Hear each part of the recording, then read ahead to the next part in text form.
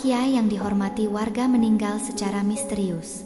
Tetapi saat warga membuka kain kafan untuk memandikannya, mereka melihat hal yang mengguncang iman. Tubuhnya penuh luka misterius, dan dari dalam perutnya keluar sesuatu yang tak masuk akal. Apa yang sebenarnya terjadi sebelum kiai itu meninggal?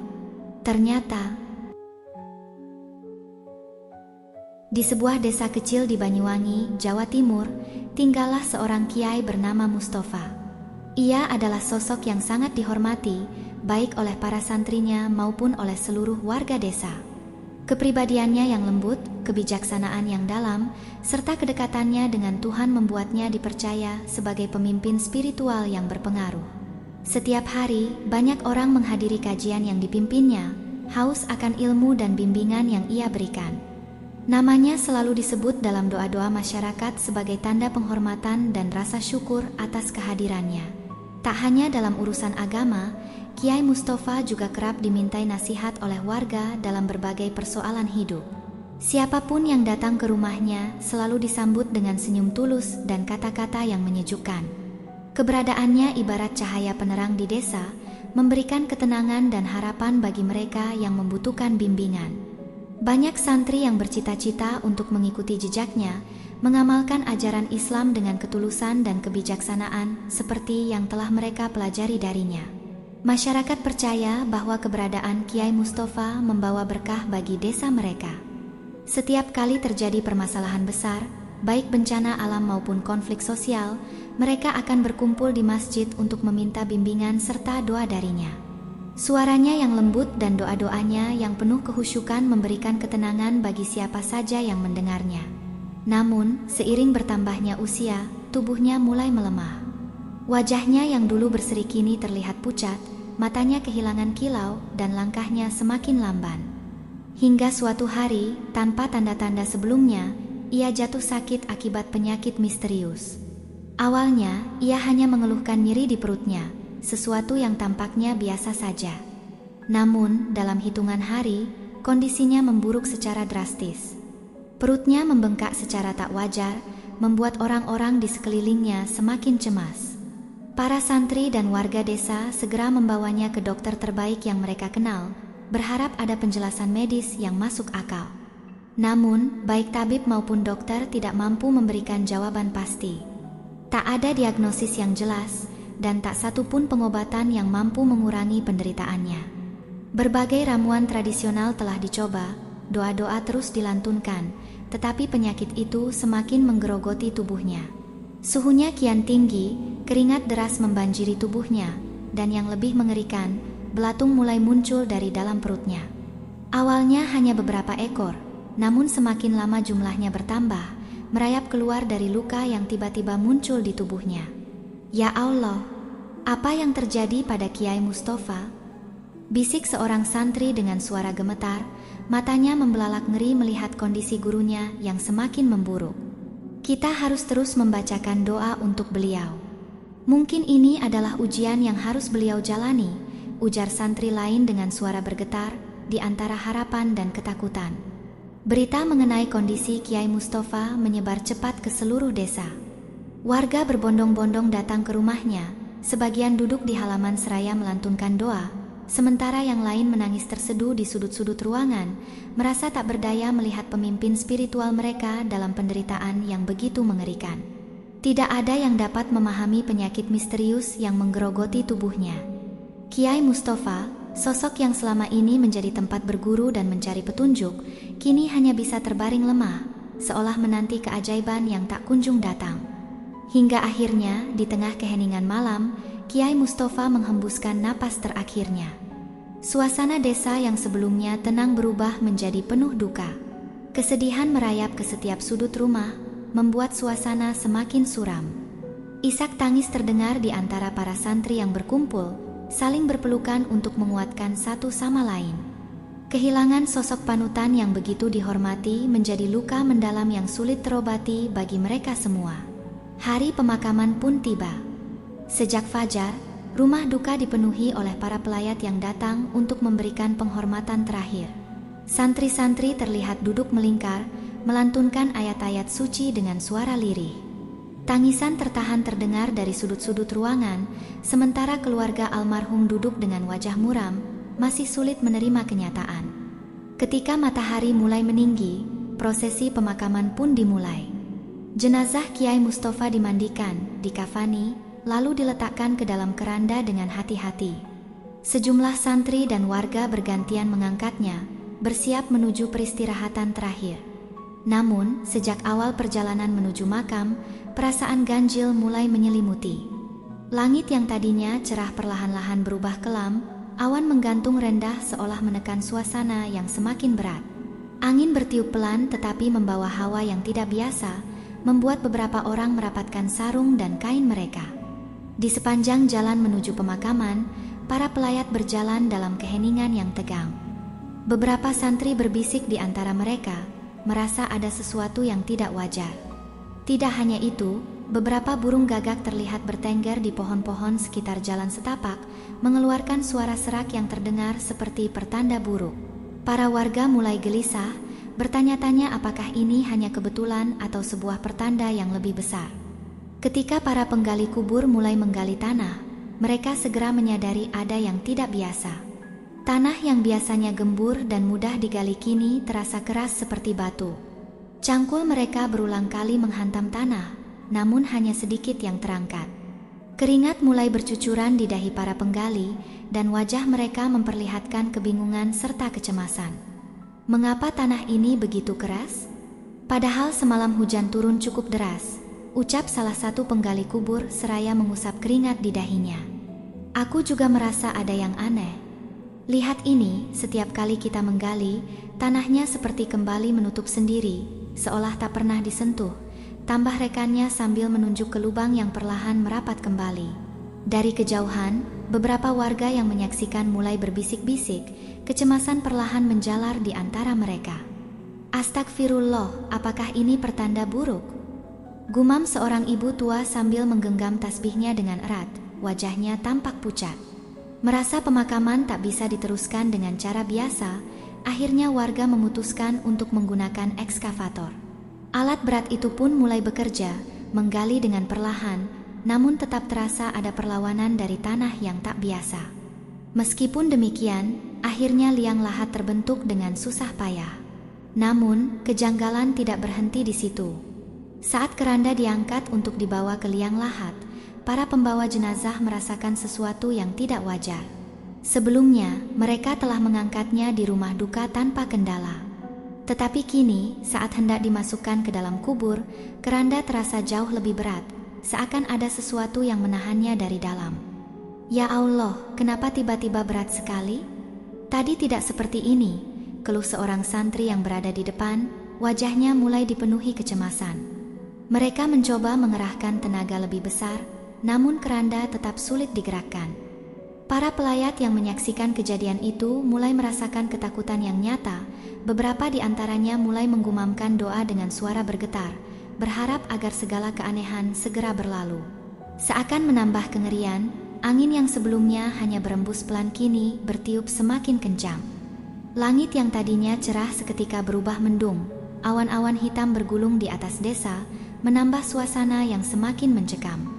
Daun-daun beterbangan, dahan pohon bergoyang liar, seolah alam ikut gelisah atas kejadian yang sedang berlangsung.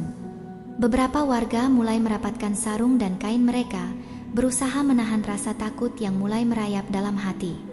Saat jenazah hendak dimasukkan ke dalam liang lahat, tiba-tiba terdengar suara gemerisik aneh dari dalam tanah. Para penggali kubur yang bersiap menurunkan jenazah tertegun, mata mereka membelalak saat melihat sesuatu yang mengerikan. Dari dalam tanah yang baru saja digali, ribuan belatung putih kekuningan merayap keluar, bergerak dengan cepat seolah menunggu kedatangan jenazah Kiai Mustafa. Astagfirullah, apa ini? Teriak salah satu penggali sambil melangkah mundur ketakutan. Orang-orang yang melihat kejadian itu langsung gempar. Beberapa santri yang tadinya membantu prosesi pemakaman langsung menjauh. Beberapa di antara mereka bahkan menjatuhkan cangkul dan sekop yang mereka pegang. Kepanikan melanda, suara-suara doa mulai terdengar di antara mereka yang masih bisa menguasai diri. Cepat, kita harus segera menguburkannya. seru seorang tetua desa dengan suara bergetar, mencoba mengendalikan situasi. Dengan terburu-buru, jenazah Kiai Mustafa diletakkan ke dalam liang lahat. Tidak ada lagi prosesi yang tertata dengan tenang, semua dilakukan dengan ketergesaan. Mereka menimbun tanah dengan cepat, tidak peduli bahwa beberapa di antara mereka masih gemetar ketakutan. Begitu liang lahat tertutup sepenuhnya, keheningan menyelimuti tempat itu. Namun, sebelum mereka sempat menarik napas lega, sebuah suara lirih terdengar dari dalam tanah. Awalnya samar, tetapi semakin jelas. Suara itu bukan suara biasa, melainkan seperti rintihan seseorang yang meminta pertolongan. "Tolong, tolong aku." Warga yang mendengar suara itu langsung pucat pasi. Rasa takut menguasai mereka, membuat beberapa orang mundur dengan langkah gemetar. Seorang ibu yang berdiri agak jauh langsung menggenggam erat tasbihnya, bibirnya bergetar, mengucap istighfar dengan suara hampir tak terdengar. Tangannya bergetar, matanya terbelalak melihat kejadian yang sulit diterima akal. Dari dalam tanah, samar-samar muncul bau busuk yang menyengat, menusuk hidung setiap orang yang berada di sekitar makam. Bau itu semakin menyengat seiring dengan suara rintihan yang terdengar semakin jelas dari dalam liang lahat. Beberapa orang menutup hidung mereka dengan kain atau sarung, sementara yang lain langsung menjauh, merasa tak sanggup menahan aroma mengerikan yang muncul entah dari mana. Di atas langit, seekor burung gagak berputar-putar, mengeluarkan suara serak yang nyaring, seakan mengawasi prosesi pemakaman dari atas. Suasana semakin mencekam, beberapa orang mulai berbisik-bisik, menghubungkan tanda-tanda ini dengan hal-hal yang di luar nalar. "Ini bukan kejadian biasa," gumam seorang pria tua, wajahnya penuh kecemasan. "Ada sesuatu yang tidak beres dengan pemakaman ini." Tiba-tiba, seorang warga yang ikut dalam pemakaman jatuh tersungkur ke tanah. Tubuhnya menggeliat, tangan dan kakinya kejang-kejang, sementara mulutnya berkomat-kamit tanpa kendali. Matanya terpejam erat, napasnya tersengal. Beberapa warga berusaha menolongnya, namun sebelum mereka sempat bergerak lebih jauh, suara berat keluar dari bibir pria itu. "Kalian semua tertipu!" teriaknya dengan suara yang bukan miliknya. Suaranya serak dan dalam, bukan seperti suara biasanya, membuat bulu kuduk semua orang meremang. Beberapa warga langsung berteriak ketakutan, sementara yang lain hanya bisa berdiri mematung, terperangah oleh kejadian yang semakin tidak masuk akal. "Dia bukan orang suci seperti yang kalian kira." Lanjut suara itu, semakin berat dan menggema di udara yang terasa semakin dingin. Selama ini dia menyembunyikan dosanya di balik jubah kesalehan. Dia tidak pernah bersedekah, meskipun memiliki harta berlimpah. Uang zakat, sumbangan masjid, semuanya ia gunakan untuk kesenangannya sendiri. Para santri dan warga yang hadir terdiam, wajah mereka menyiratkan keterkejutan yang mendalam. Beberapa dari mereka menatap satu sama lain, berharap ini hanya kesalahan pendengaran. Namun, bisikan-bisikan mulai menyebar di antara kerumunan. Kecurigaan yang selama ini terkubur dalam ingatan mereka perlahan muncul kembali. "Aku ingat," bisik seorang santri dengan suara gemetar. "Dulu pernah ada rumor bahwa Kiai punya rumah mewah di luar desa. Tapi siapa yang berani mempertanyakannya?" "Benar," tambah seorang pria tua dengan nada lirih. "Aku pernah mendengar ada seorang gadis yang dinikahinya, lalu tiba-tiba ditinggalkan begitu saja. Tapi orang-orang hanya diam karena dia seorang kiai." Warga mulai saling bertukar pandangan, beberapa di antaranya menundukkan kepala, merasa tertipu oleh sosok yang selama ini mereka hormati. Keheningan yang mencekam menyelimuti mereka, hanya suara dedaunan yang bergesekan tertiup angin yang terdengar. Kini, kebenaran yang selama ini tersembunyi perlahan mulai terkuak. Para tetua desa dan santri yang masih bingung akhirnya memutuskan untuk mengadakan doa bersama dan memohon ampun kepada Allah atas nama Kiai Mustafa. Mereka berkumpul dalam lingkaran, membentuk barisan yang rapi di sekitar makam, dan mulai melantunkan surah Yasin dengan penuh kehusyukan. Suara mereka bergetar, menggema di antara hembusan angin yang masih berdesir. Beberapa warga menundukkan kepala, berdoa dalam hati, sementara yang lain tak kuasa menahan air mata. Seiring dengan doa yang terus mengalun, perlahan suasana yang tadinya penuh ketegangan mulai terasa lebih tenang. Pria yang tadi kerasukan mulai menunjukkan tanda-tanda kesadaran.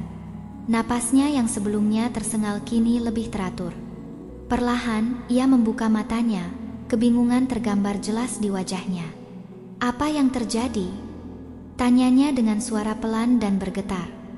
Matanya yang masih redup menyapu sekeliling, mendapati tatapan warga yang penuh campuran antara kelegaan dan kebingungan.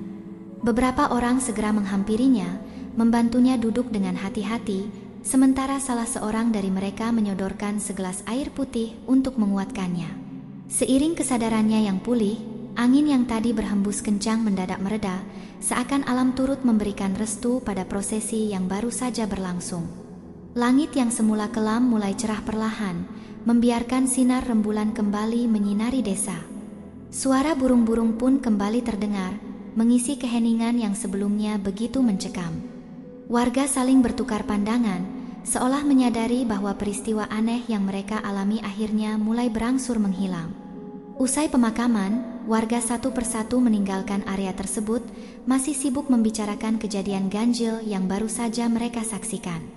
Bagi mereka, peristiwa ini menjadi pengingat bahwa amal dan dosa seseorang akan terbawa hingga ke liang lahat. Tidak ada yang mampu menyembunyikan kebenaran di hadapan Tuhan. Malam semakin larut, meninggalkan pemakaman dalam kesunyian yang pekat. Tak ada satupun manusia yang tersisa, hanya desiran angin yang menerpa dedaunan, menciptakan suasana yang semakin mencekam. Namun, tiba-tiba, tanah di atas kuburan Kiai Mustafa tampak bergeser perlahan, seakan ada sesuatu yang berusaha keluar dari dalamnya. Lalu, dari dalam kubur yang baru saja tertutup, sebuah tangan busuk yang penuh luka mencuat ke permukaan. Jemarinya yang kurus dan kaku bergetar, seakan mencari pegangan di udara.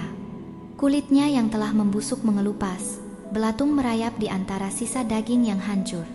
Bau busuk menyeruak dengan cepat, menyebar di udara malam yang sebelumnya tenang, menusuk hidung dengan aroma yang begitu menjijikkan. Di kejauhan, seekor burung gagak melayang rendah, berputar-putar di atas makam. Suara seraknya terdengar tajam, seakan menandakan bahwa sesuatu yang mengerikan belum sepenuhnya berakhir.